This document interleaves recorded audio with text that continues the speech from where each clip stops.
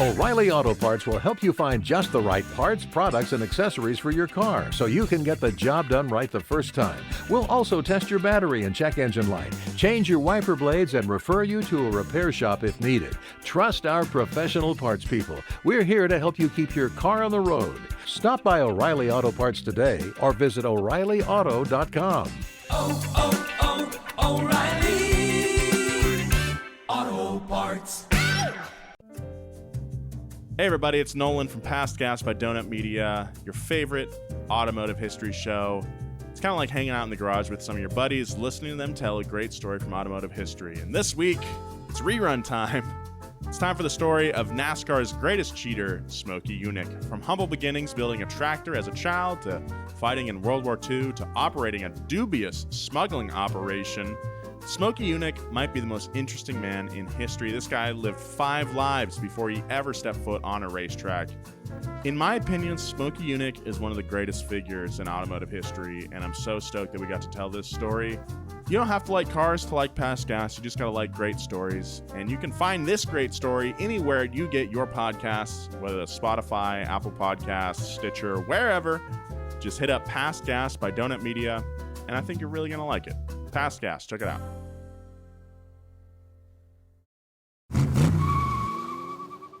Perhaps you're familiar with the story of Icarus. With a set of wings built by his father from feathers and wax, the young Greek became the first mortal to fly through the sky. But despite the warnings, he got too close to the sun. The wax holding his wings together melted, and he tumbled to his death. Fast forward thousands of years later. The year is 1973. The place, Southern California. Humans still dream of flight, and although airplanes are now a reality, there's still something tantalizing to the idea of being able to fly at will just like Icarus did. And that dream, or myth, is now embodied by the flying car.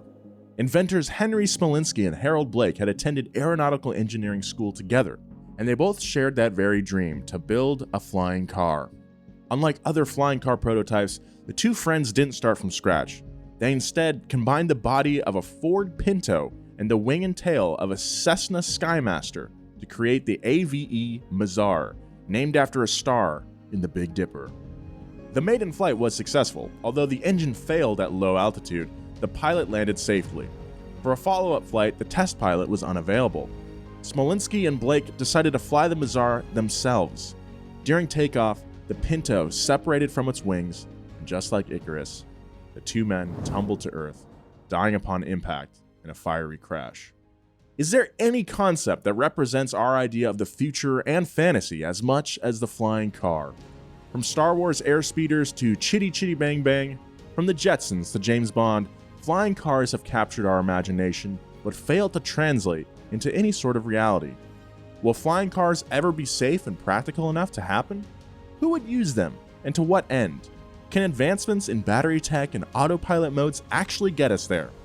That's today, or tomorrow, or maybe never, on Past Gas.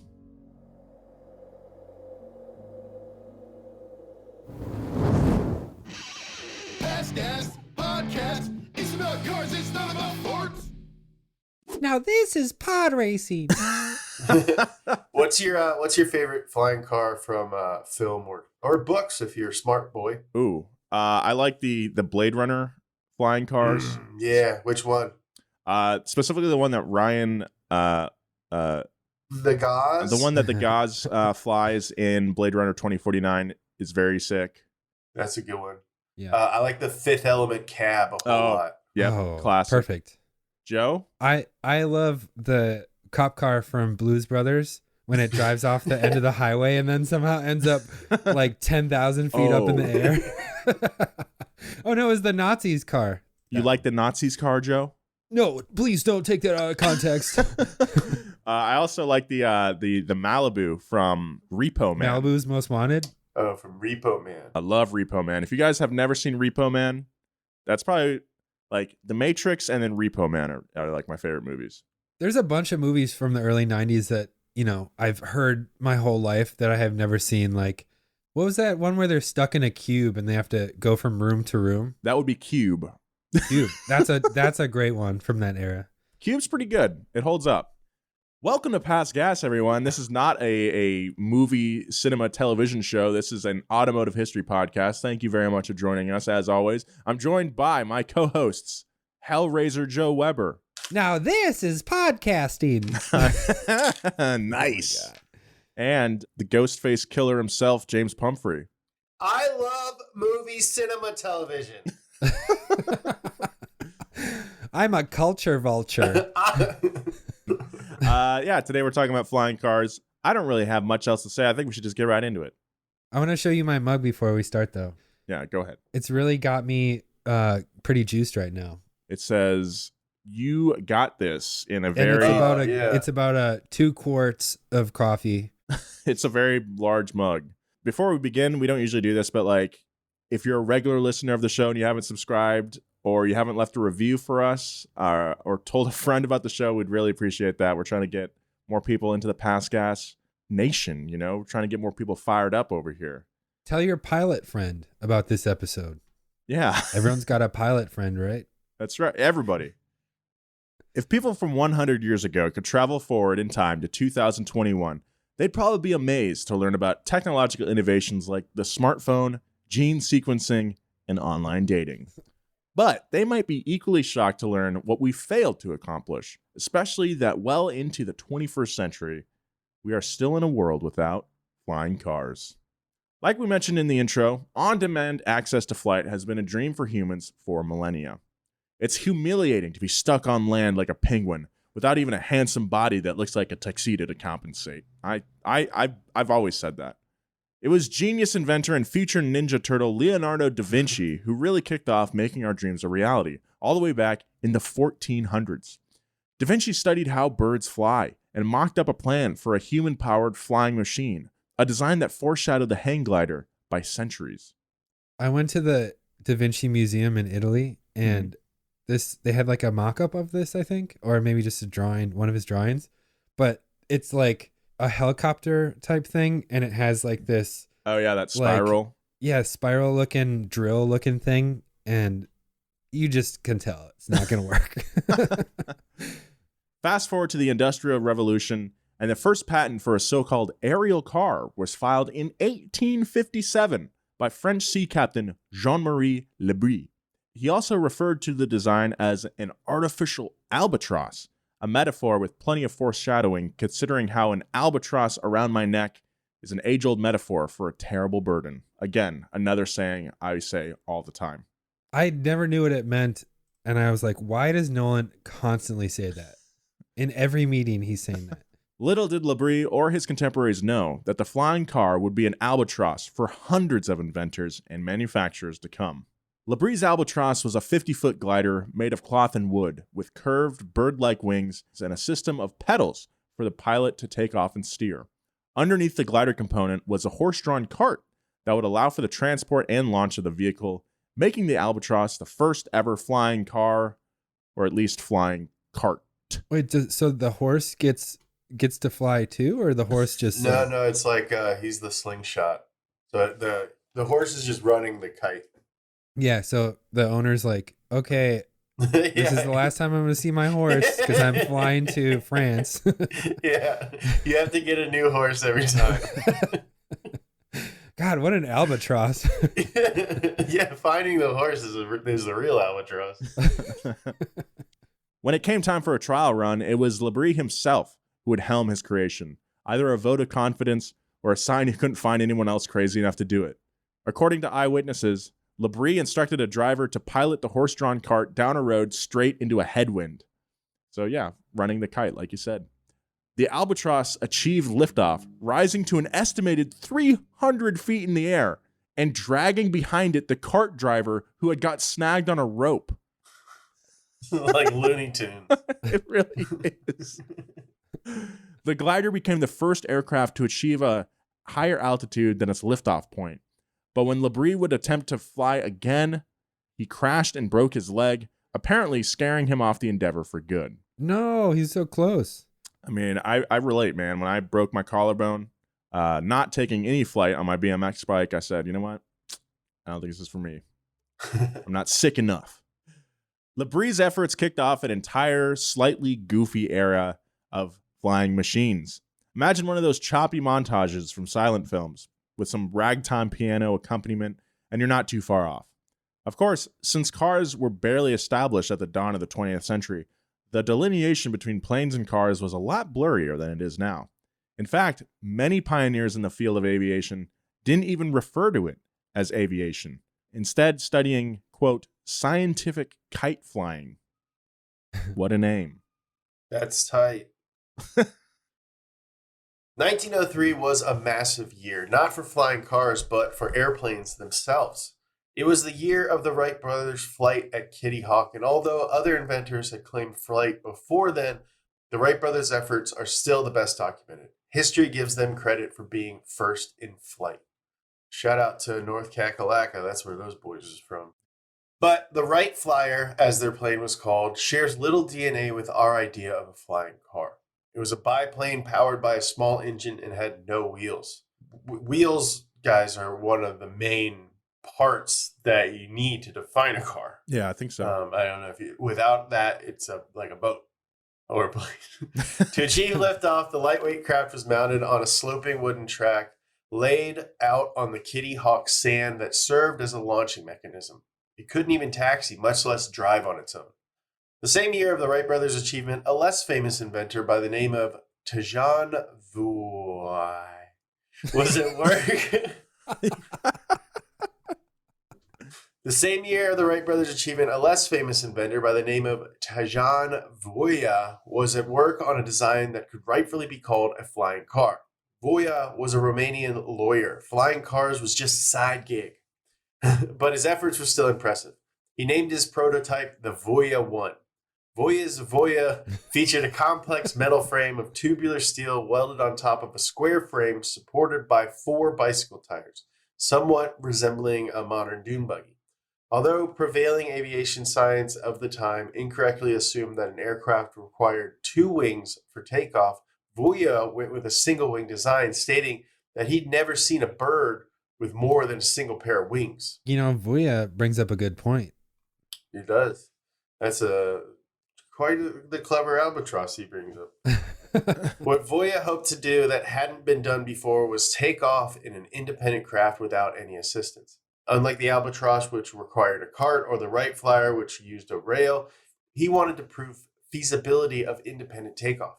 In 1906, with journalists watching, Voia drove his craft about 150 feet before ascending to a height of about 3 feet above the ground. That was when his engine gave out and the propeller stopped.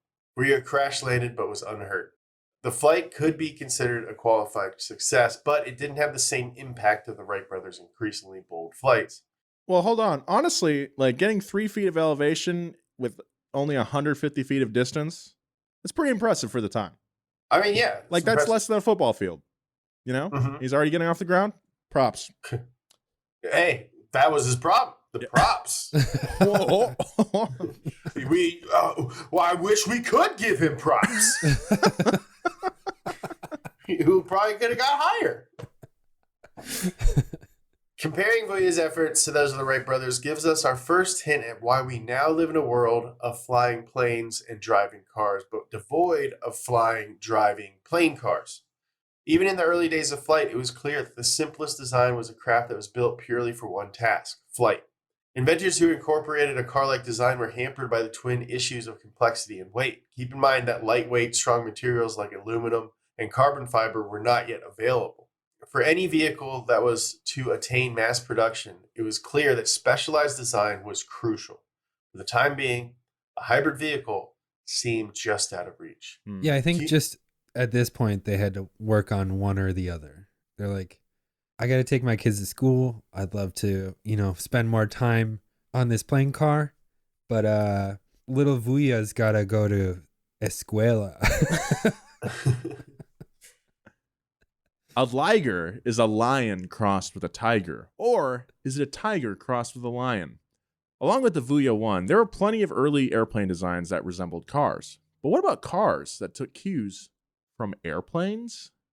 It's no secret that planes influenced the design and aesthetic of cars over the decades, especially like during the jet age in the 50s and 60s. But there are also inventors who started wondering if incorporating aeronautic engineering into their automotive ideas could lead to a liger of transportation, the flying car. Ligers are like 12 feet tall. That's What? scary. Yes. When they stand on their back legs. Yeah. Yeah. Okay, that's still pretty crazy.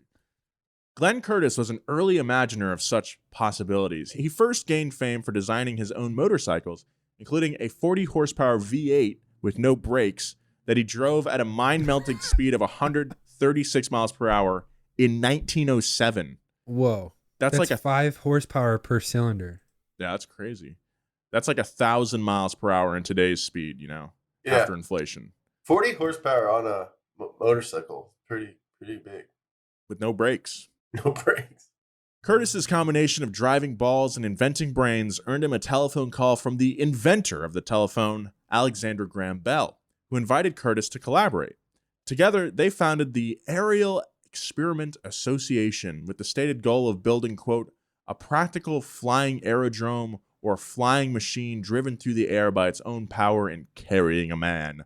Success was quick, with Curtis flying a record-breaking 150 miles in the prototype airplane that the association built. The plane was nicknamed Junebug. Junebug. Junebug.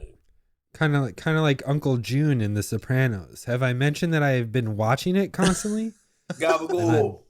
Curtis's next feat was building a plane he called the Hydro Airplane, the first water plane that could take off from either water or land. From there, the possibility of a hybrid car that could fly seemed tantalizingly close. After all, engineers had imagined a horseless carriage, and it had become a reality. Was imagining a flying carriage really so different? I don't think so. The resulting concept was the Curtiss Autoplane, marketed as an aerial limousine. Introduced at the 1917 Pan American Aeronautic Exposition in New York City, the Autoplane had a narrow aluminum body that resembled the shape of a roller skate, with a blunt nose that housed the propeller. The wings were 40 feet in width and detachable, allowing removal after transitioning from air to ground. Much of the appeal to such a concept was to circumvent the rough, often muddy roads of the time. Multi-lane highways were as much of a vision of the future as flying cars themselves. While the Autoplane was capable of flight and performed some brief hops in testing, its development was cut short by the onset of World War I just a couple months after its debut. The Autoplane was dismantled and rebuilt into an experimental flying boat for military use. See, you take the wheels off a car, you got yourself a boat. You got a boat. Imagine how further we'd be along with technology and whatever if we didn't have to stop like every 10 years for war. It's a weird cycle because, of course, military innovation drives a lot of inventions through time. But yeah, it would be cool to see less machines not focused on killing people. Yeah. It was while World War I was still being waged that the first actual United States patent for a flying car was granted to one Felix Longobardi. Longboard? Yeah. Did that guy invent the longboard? Yeah, he's started Sector 9. This being wartime, his proposed vehicle was designed for fighting, and it actually promised 3 modes of use: driving, flying, and boating. Although it was far-fetched from the start, it set off a wave of inventors patenting their flying car concepts. It's estimated that as many as 1,800 such patents have been filed in total, but Longobardi's was the first. I love that name. Felix Longobardi. Felix Longobardi. I'm Felix Longobardi, and I long to party, baby.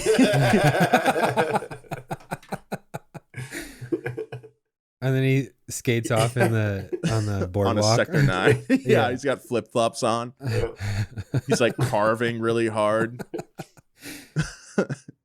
Marcel Layat, a Frenchman, was a prime example of plane tech going into cars in 1922. He built a car named the Helica that used propellers to drive the car. Yeah, Helica. Basically, Helica. Imagine a mini submarine on wheels mounted in the front with a massive hovercraft-like blade encircled by a circular band of steel. It looked like a death trap, but a fun death trap at that. As author Andrew Glass puts it in his book, Flying Cars, in the 20th century, quote, in 1906, flying machines and driving machines were not yet understood to be separate transportation technologies. But the difficulty of actually constructing a flying and driving vehicle led most pioneering aeronautical engineers to abandon the idea of a unified machine and to pursue the airplane as a separate mechanical entity with its own aerodynamic requirements. Yeah, I couldn't imagine a propeller to be that efficient for a car. Plus, No, definitely not. you think pop-up headlights are dangerous for pedestrians, like a propeller? Yeah, this thing basically looks like a reverse airboat with wheels. It's pretty cool. But like, how is that thing gonna take off? You know? Yeah, it's pretty sick. There's no way. But Marcel claimed to have gotten 600 orders for his propeller-driven car. So that idea that Andrew Glass laid out is a crucial one. That planes and cars didn't necessarily start as separate ideas. They're both ways to get around that could be the same way to get around. Think of the human body. Among the many tasks it can perform are walking and swimming, but we don't think of ourselves as a combination of a swimming animal and a walking animal. But when the concepts of planes and cars diverged, it seemed impossible for them to find a way back together. It was an easy enough thing to sketch on a page, but the limitations of early 20th century technology and materials meant that it was nearly impossible. Yeah. I think that could be said about a lot of different industries. Like, just focus on one thing and be good at it. Or like, look at the appliance industry, for example. In the early 1900s, they were trying to make TVs and refrigerators, but they didn't necessarily think of those as separate appliances. Yeah. And then they realized that they had to go separate ways. But nowadays, the technology's there. You can get a TV on your refrigerator. We'll be right back with more of this story, but first, a word from our sponsors. This episode is brought to you by Shell. From the time you get up to the time you wrap up, there's a lot to do. So at Shell, get 3 things done at once. Fill up with Shell V-Power Nitro Plus Premium Gasoline to help keep your engine running like new. Then save with fuel rewards and in-store rewards when you get gas and snacks. Make the most of the stop you need to make with Shell. In engines that continuously use Shell V-Power Nitro Plus Premium Gasoline.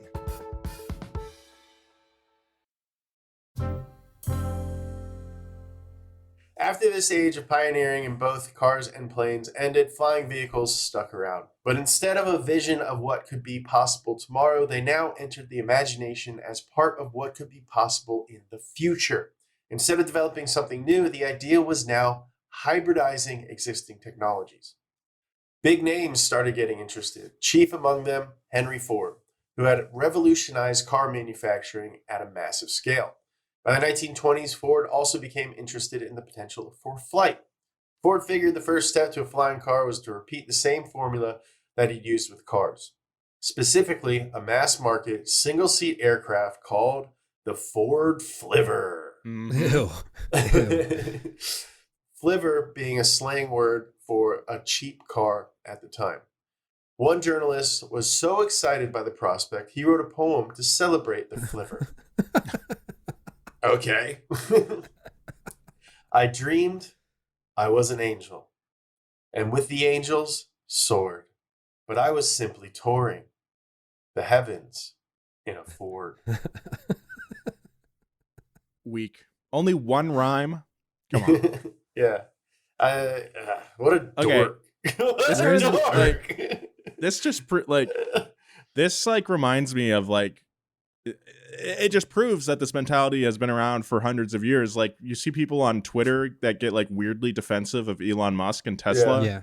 despite valid criticisms. Hey, dude, Henry Ford is a genius, dude. He's a genius, man. I wrote He's a poem. Genius. Imagine, you don't even have to imagine that someone would write a poem about Elon Musk. You know? I drove so quiet, my life no longer a mesla, for I was behind the wheel of a Model 3 Tesla. Model 3 Tesla. Oh.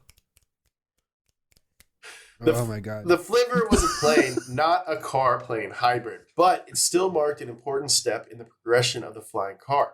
However, after the vehicle's debut in 1927, the reviews were not kind. After a test flight, the most famous aviator of the time, Charles Lindbergh, didn't mince words, describing the humble Flivver as one of the worst aircraft I ever flew. Have you seen my baby? After a test pilot died in a fatal crash, the project was scrapped. Still, Ford didn't abandon his vision. Quote, "Mark my words, a combination airplane and motor car is coming. You may smile, but it will come." He is like, that's a really good impression of Henry Ford. Thank you. I gotta say. The Flipper is actually, it's got a pretty cool design. It's like really short, but also it's got like a blue and silver Ford paint job. It's kind of sick, actually. You want to know how I built all these cars? Assembly lines. I would be absolutely terrified to be in this plane. I would be absolutely terrified to be in any of the vehicles we have talked about thus far. It wasn't until after World War II ended that flying cars reached their peak. Not in any sort of reality, but in the minds of a newly coined class of people. Consumers. The 50s were a decade where every household issue had a solution in the form of dishwashers, vacuum cleaners, and microwavable frozen entrees. Yummy, yummy, yummy. That's still a staple in my house. The future just didn't seem like a tangible thing on the horizon. To many, it felt like it had already arrived. Nolan, what's your favorite frozen dish? Real quick. Probably my go-to is like El Monterey frozen bean burritos. Those are good. Those are good. Yeah. Those are, I mean, that El Monterey is by far the best frozen bean burrito brand out there. And they don't even sponsor us. You just straight up. They don't. endorse them. I'm just a huge fan of them. One of my cars in iRacing, I commissioned a El Monterey paint job. So if you see me, if you're running the Gander series, the Gander truck series, you can see me out there with that El Monterey paint job. Anyway, anyone else feel like it's really hard to lose weight?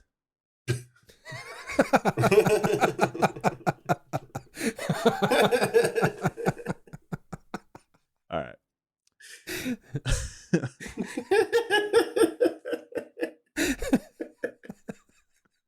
I don't know if you're being funny, but you were just talking about eating burritos and playing video games. No, he knows.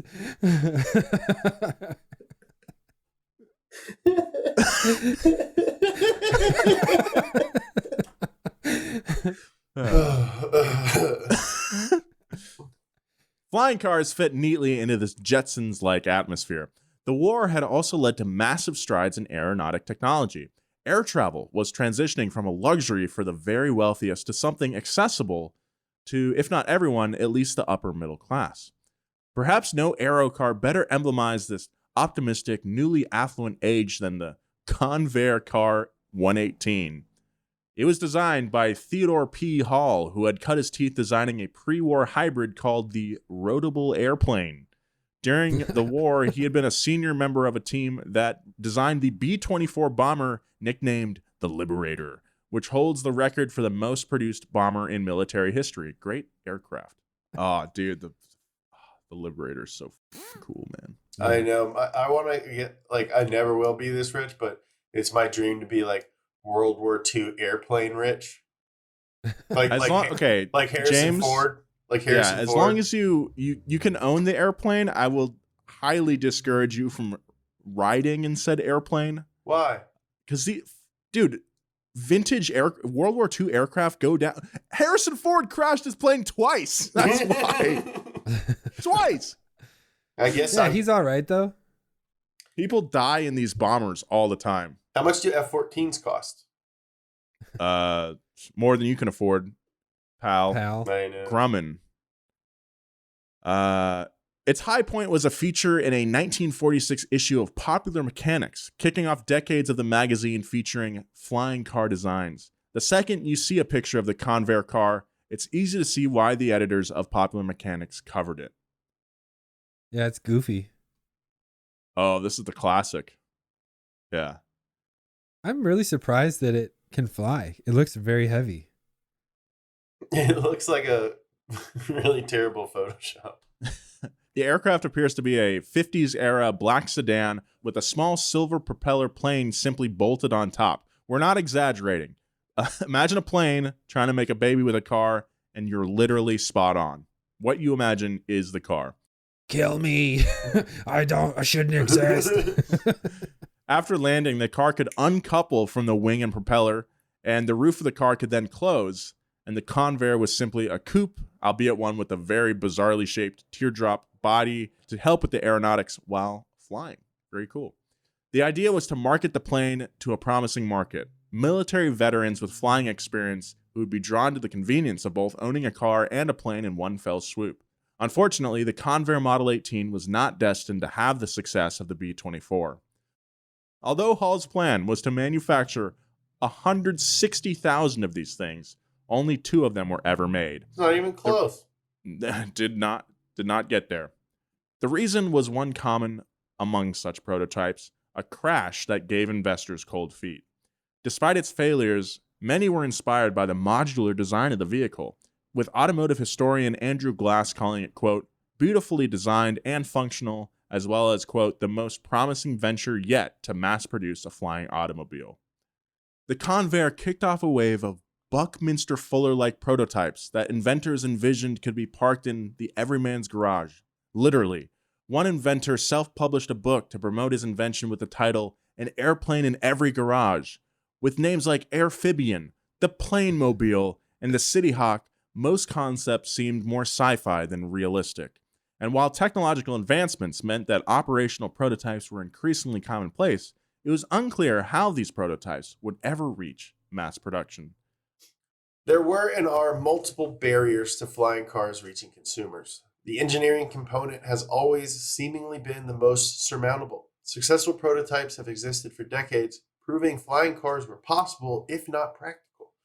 The constant technological progress of the 20th century, humans reached the moon, damn it, also made inventors and the public believe that a flying car was an achievable goal. Still, there was that nagging question of practicality.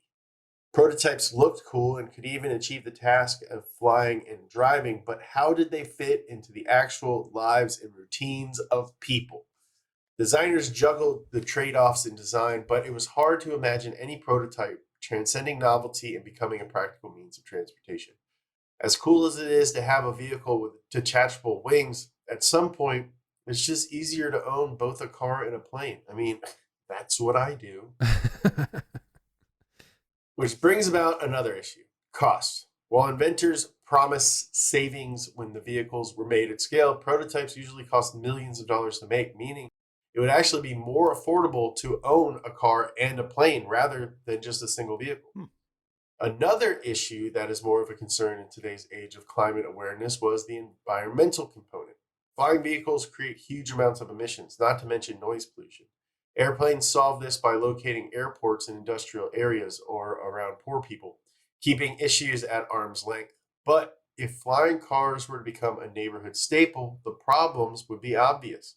Imagine your neighbor taking off in their driveway every morning at the crack of dawn. Just like idling for 10 minutes.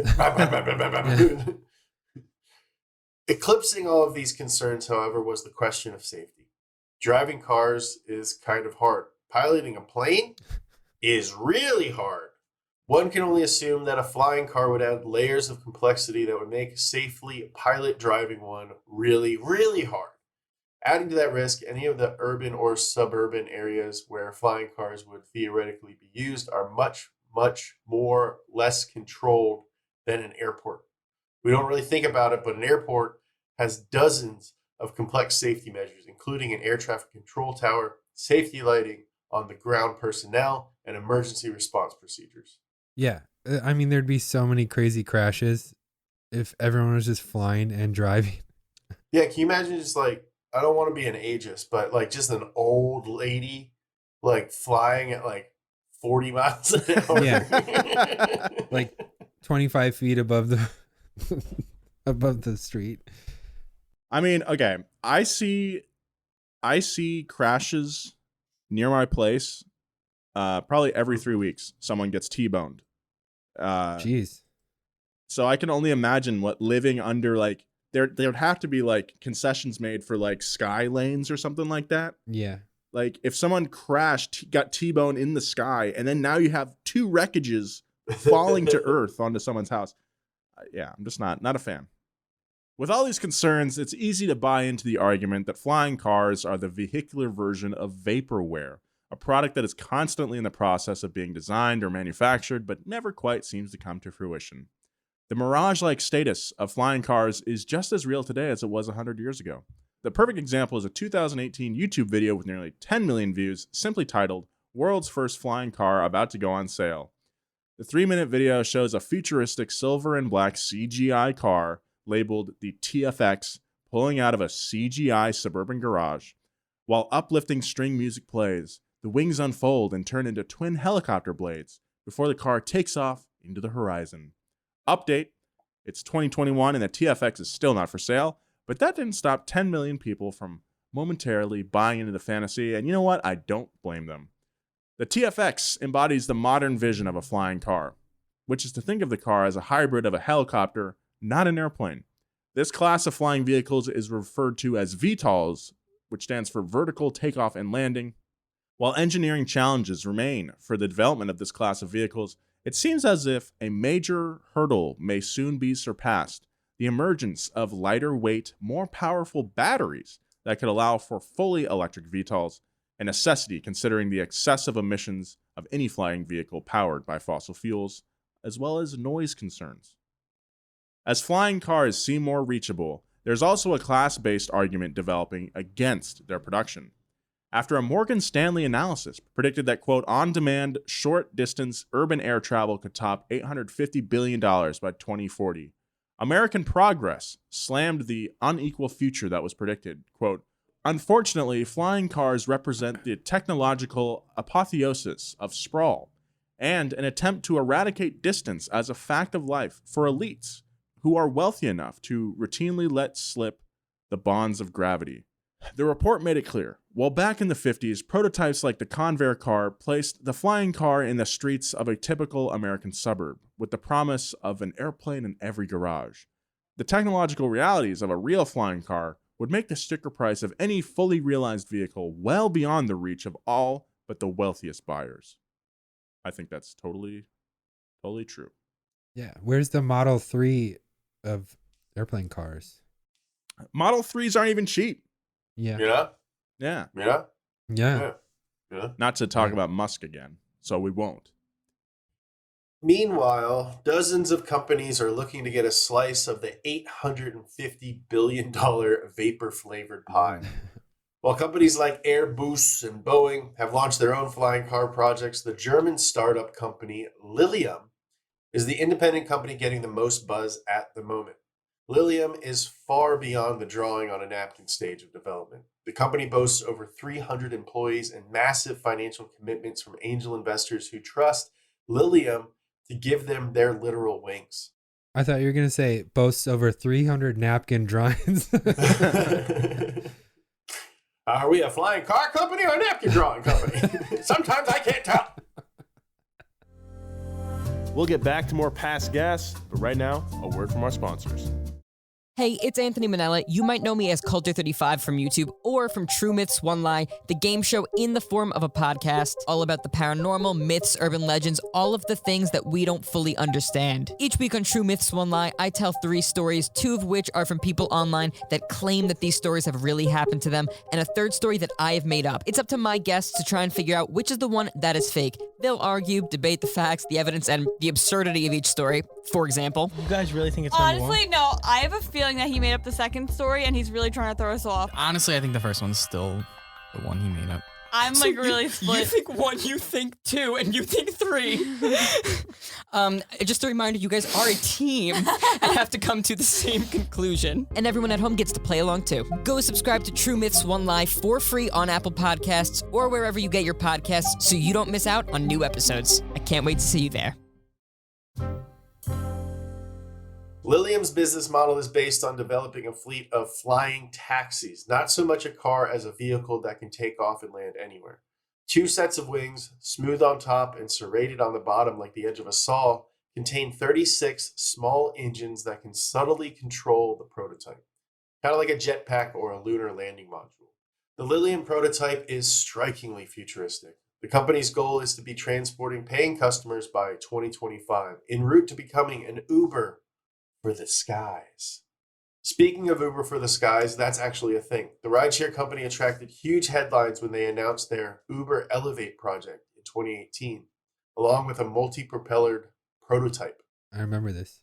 Developed in conjunction with Hyundai that resembles a cross between a drone and a helicopter. Like Lilium, the concept for Uber was for air taxis that could provide one-time rides to passengers. However, hit hard by COVID in the past year, Uber offloaded the project in December of 2020, selling it to Joby Aviation, which is based in California. Hi, I'm Joby. Hi, I'm Joby, and I take to the skies. Yep, bye. On the automotive side of things, in 2020, Toyota debuted its SkyDrive project, a tiny one-seater with 8 propellers that the Japanese automaker claims to be the smallest electric VTOL ever made. Toyota claims a 2-seater version will be ready by 2023, but there are plenty of skeptics. Tellingly, comments are turned off on the YouTube unveiling video of the vehicle, which is never a good sign. It's hard to tell whether the burgeoning air taxi field is a promising industry or just the latest iteration of a fantastical bubble of accessible human flight that has spanned not decades or centuries, but millennia. Just as comic book superheroes serve as contemporary versions of the ancient gods, we now have a modern version of the Icarus myth, the flying car. It's a myth that simultaneously inspires and acts as a warning to those who would seek to transform it into reality. We dream of flight, but countless inventors and companies have been burned by flying too close to the burning sun of reality. Ooh. Look, And if that's not an albatross, I don't know what it is. I got an albatross around my neck. I don't want to be like a what would you call that? A Luddite? A skeptic? A skeptic. I think that this is a cool idea. Like the idea of being able to skip the boring drive or whatever, the long drive, the monotony, and just get there fast and also be in the sky. A great place to be, by the way. I think that's a worthy goal. But there are obviously a lot of problems that we kind of already mentioned. Like what happens if there's a crash in midair? You know, who benefits the most from this? And just looking at that Lilium, looking at that Lilium project, which does fly, by the way, it looks more like a plane than a car. It still has a huge wingspan. It needs it needs like an airport to take off. It's a great first step, and I definitely don't want to like discourage them or talk shit because like it's really cool.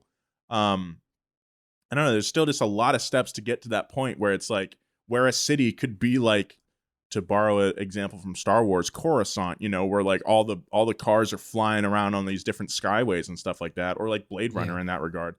I don't know. I don't think that's ever going to happen. I mean, even like the Uber taxi looks like an airplane. Yeah, exactly.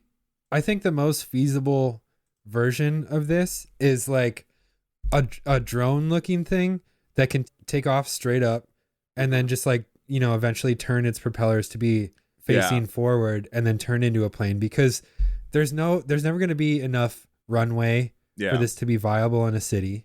That's essentially what the Lilium project is. If you go take a look at their page, like it's got a pretty interesting wing layout, but they've got a bunch of motors on the wings, and it uses them to take off vertically, and then the motors turn forward to go forward. So I could see this becoming a thing, but absolutely. Do I think that people are going to get into their flying car and drive on a sky highway to work? No. Am I going to take my money out of GME and put it into Joby? No. But I do think that, you know, that in the relatively near future, there will be a drone that shows up to your house and you get in it and it takes you somewhere. I could see that. I think just like there'll be a drone that like brings you Taco Bell. Ooh. Or brings you some frozen bean burritos. The El Monterey drone coming soon. I mean, KFC made a gaming console. I could see Taco Bell coming out with a little like drone be great that drops off tacos. I think the main hiccup right now is that like there needs to be a next jump in like propulsion technology for like the car sized pilotable craft to happen. It's going to need like some sort of like sci-fi quantum hover system, you know, for this to take off. Otherwise, we need to rely on wings and turbo fans and stuff like that. I remember something about quantum propulsion in the news just in the last month. So maybe they're getting there. Maybe. Who knows? Hopefully in our lifetime, something like that happens. But I also don't want me driving a flying car. No. There's very few people I know that I would want driving a flying car. Out of people at Donut, who would you trust to fly a flying car? That's a good question. Jesse. Only Jesse. Oh, Jesse for sure. Jesse for sure. Maybe Job. I think Jeremiah for sure. Yeah, definitely not Eddie. No, definitely not Eddie. Bridget. I trust Bridget. Probably. Yeah. Bridget and Jesse, I think. Yeah. I think that just about does it for today's episode. I learned a lot. I'm very excited about, the possibilities. Air taxis. Definitely looking forward to that Taco Bell drone. That's for sure. Yeah. Taco Bell drone. As always, if you enjoy the show, please tell a friend. Let's tell a friend. Please subscribe. It just makes it easier for you to listen to it. It'll just pop up on your app. All right. I'm James Pumphrey. You can follow me on Instagram and Twitter and TikTok and Dispo and Clubhouse. That's right. At James Pumphrey. I'm Joe Weber. You can follow me on Twitter and Instagram and TikTok at Joe G. Weber. And most importantly, follow our co-host and pilot of this show, Nolan J. Sykes. Thank you. Yeah, follow me on I'm on TikTok now, but I probably missed that wave. Thanks to Bridget and Tommy, our producers. Take care of yourselves. Yeah. I love you. And, Nolan, take care of yourself, dude.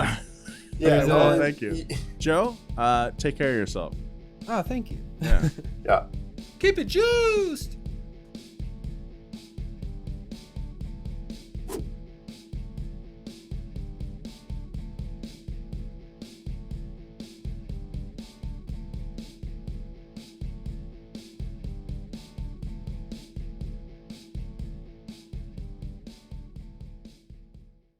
Angie's List is now Angie. Summer is the perfect time to book your next home project. From lawn care to a new patio, Angie makes it simple to connect with pros who can get the job done right. See reviews, upfront pricing, and instantly book hundreds of projects. Plus, when you book and pay through Angie, we'll cover your project up to the full purchase price, plus limited damage protection with our Happiness Guarantee. Check out Angie.com, and for more on the Happiness Guarantee, go to Angie.com/happiness-guarantee.htm. You know what that is? It's someone buying a brand new car. A new car loses roughly 50% of its value in the first 3 years. That means 50% is money you're throwing down the garbage disposal. But if you buy a great used car with Shift.com, this is what it sounds like. And Shift brings the test drive to you. So be smart. Don't throw your money down the drain with a new car. Visit Shift.com and choose a super streamlined used car buying process. Shift.com. Used cars never felt so new.